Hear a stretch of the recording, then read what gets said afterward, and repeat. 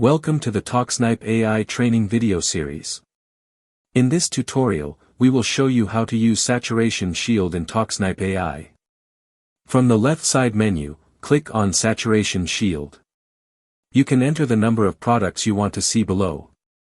You can view the products below.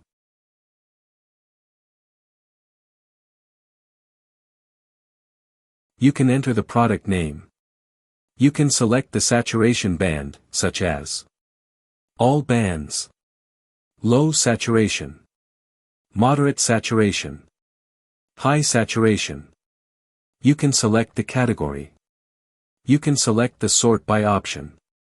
You can view the products. You can also see the product's saturation factors.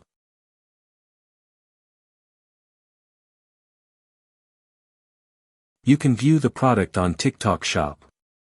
Thanks for watching the video.